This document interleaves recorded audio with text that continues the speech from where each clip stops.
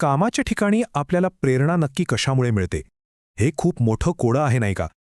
आजच्या या विशेष भागामध्ये आपण याच प्रश्नाचं उत्तर शोधणार आहोत आणि त्यासाठी दोन खूप महत्त्वाच्या सिद्धांतांचा आढावा घेणार आहोत.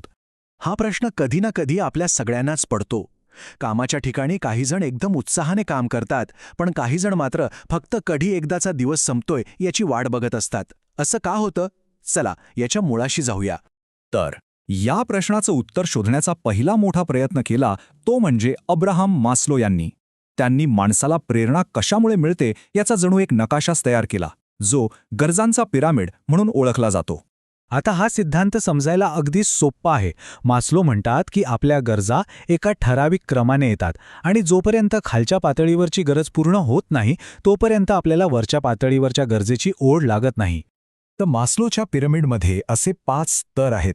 सगळ्यात खाली आहेत आपल्या शारीरिक गरजा, म्हणजे अन्न, पाणी, निवारा. या एकदा पूर्ण झाल्या की मग आपण सुरक्षिततेचा विचार करायला लागतो. त्यानंतर येतो प्रेम आणि आपलेपणाचा टप्पा. मग येतो सन्मान आणि ओळख मिळवण्याचा. आणि सगळ्यात शेवटी आत्मवास्तविकीकरण, म्हणजे आपल्यातल्या पूर्ण क्षमतेपर्यंत पोहोचणं.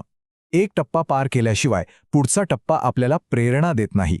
मास्लोने तर पाया रचला होता, पण त्यानंतर आले फ्रेडरिक हर्ट्झबर्ग आणि त्यांनी या कथेला एक जबरदस्त ट्विस्ट दिला. त्यांनी प्रेरणेकडे बघण्याचा एक पूर्णपणे नवीन दृष्टिकोन जगासमोर मांडला. हर्ट्झबर्गच्या सिद्धांताचं सार खरं तर याच प्रश्नात दडलंय. त्यांनी विचारलं की कामाच्या ठिकाणी नाखुश नसणं म्हणजे खुश असणं असं आहे का, की या दोन्ही पूर्णपणे वेगळ्या गोष्टी आहेत?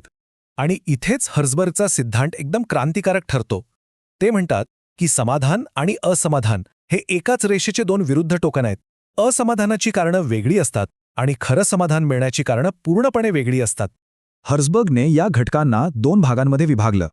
एका बाजूला आहेत हायजीन फॅक्टर्स, म्हणजे पगार, कंपनीची धोरणं, नोकरीची सुरक्षा. हे घटक जर नसतील ना तर कर्मचारी नाखुश होतो. पण ते असले म्हणजे त्याला खूप प्रेरणा मिळते असं नाही. ते फक्त असमाधान टाळतात. आणि दुसऱ्या बाजूला आहेत मोटिवेटर्स, म्हणजे कामातून मिळणारं यश, ओळख, जबाबदारी. हे घटकच कर्मचाऱ्याला खरं समाधान आणि प्रेरणा देतात. म्हणजे बघा, मूळ मुद्दा हा आहे की चांगला पगार आणि सुरक्षित नोकरी तुम्हाला नाखुश होण्यापासून वाचवू शकते, पण कामासाठी खरंच झोकून देण्यासाठी कामात आव्हान, ओळख आणि स्वतःच्या वाढीची संधी मिळणं खूप गरजेचं आहे. थोडक्यात, नकारात्मक गोष्टी काढून टाकल्या म्हणजे सकारात्मकता आलीच असं नाही. मग प्रश्न पडतो की मास्लो बरोबर की हर्ट्झबर्ग? पण गंमत म्हणजे हे दोन्ही सिद्धांत एकमेकांचे विरोधक नाहीत. उलट ते एकमेकांना पूर्ण करतात. जेव्हा आपण त्यांना एकत्र पाहतो तेव्हा आपल्याला प्रेरणेचं एक अधिक स्पष्ट आणि परिपूर्ण चित्र मिळतं. इथे बघा, मास्लोच्या पिरामिडचे जे खालचे स्तर आहेत ना, जसं की शारीरिक आणि सुरक्षिततेच्या गरजा, ते हर्ट्झबर्गच्या हायजीन फॅक्टर्सशी अगदी जोडतात. आणि पिरामिडचे वरचे स्तर जसं की सन्मान आणि आत्मवास्तवीकरण हे हर्ट्झबर्गचे मोटिवेटर्स आहेत. किती छान एकमेकांना स्पष्ट करतात हे दोन्ही, नाही का? आता हे सिद्धांत 50-60 वर्षांपेक्षाही जुने आहेत. पण आजच्या जगात जिथे कामाचे पद्धती आणि संस्कृती पूर्णपणे बदलल्या आहेत, तिथे ते अजूनही तितकेच लागू होतात का? चला, याची एक छोटीशी तपासणी करून बघूया. आजकाल आपण हायब्रिड वर्क, रिमोट वर्क आणि जगभर पसरलेल्या टीम्सबद्दल बोलतो. मग प्रश्न पडतो की अशा परिस्थितीत प्रेरणेची ही जुनी सूत्र खरंच उपयोगी पडतात का? चला, पहिली टेस्ट केस घेऊया भारतातल्या IT क्षेत्रातल्या हायब्रिड वर्क मॉडेलची. कोरोनानंतर कामाची ही पद्धत आता खूपच सामान्य झाली आहे. 2024च्या एका अभ्यासातलं हे वाक्य खूप काही सांगून जातं.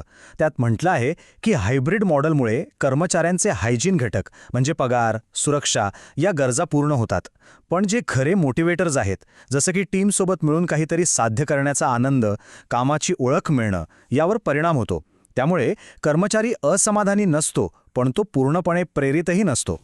आणि गंमत म्हणजे याच अभ्यासात असंही समोर आलं की लवचिकता मिळून सुद्धा वर्क लाईफ बॅलन्सच्या काही महत्त्वाच्या गोष्टींवर नकारात्मक परिणाम झाला.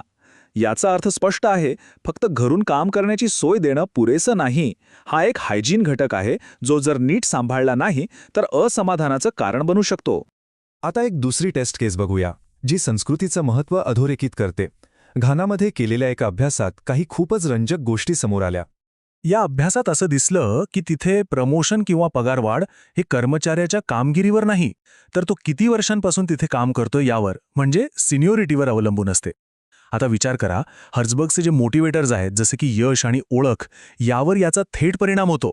जर कामाला महत्त्व नसेल तर प्रेरणा कुठून मिळणार? आणि यामुळेच घानामधला तो अभ्यास हेच सिद्ध करतो की जास्त वर्ष काम करणारा कर्मचारी जास्त चांगली कामगिरी करेलच असं नाही. हे आपल्याला स्पष्टपणे दाखवतं की प्रेरणेचे सिद्धांत प्रत्येक संस्कृतीत जसेच्या तसे लागू होऊ शकत नाहीत. तर मग या सगळ्या चर्चेतून आपण काय शिकलो? चला, या संपूर्ण विश्लेषणाचा सारांश काय आहे ते पाहूया. या 4 महत्त्वाचे मुद्दे आहेत. पहिला म्हणजे फक्त समस्या दूर केल्याने प्रेरणा निर्माण होत नाही. दुसरी गोष्ट, खरी प्रेरणा ही कामातून मिळणाऱ्या यशातून येते. तिसरं, हे जुने सिद्धांत आजही महत्त्वाचे आहेत, पण त्यांना आजच्या काळानुसार आणि वेगवेगळ्या संस्कृतीनुसार थोडं बदलावं लागेल. आणि चौथं आणि सर्वात महत्त्वाचं म्हणजे असमाधानाचा अभाव म्हणजे समाधान नव्हे. तर अंतिम निष्कर्ष हाच आहे की चांगला पगार आणि चांगल्या सुविधा देऊन तुम्ही फक्त एक पाया रचता. त्यावर समाधानाची आणि प्रेरणेची इमारत उभी करण्यासाठी तुम्हाला कर्मचाऱ्यांच्या कामाला अधिक अर्थपूर्ण, जबाबदारीचं आणि आव्हानात्मक बनवण्यासाठी जाणीवपूर्वक प्रयत्न करावे लागतील.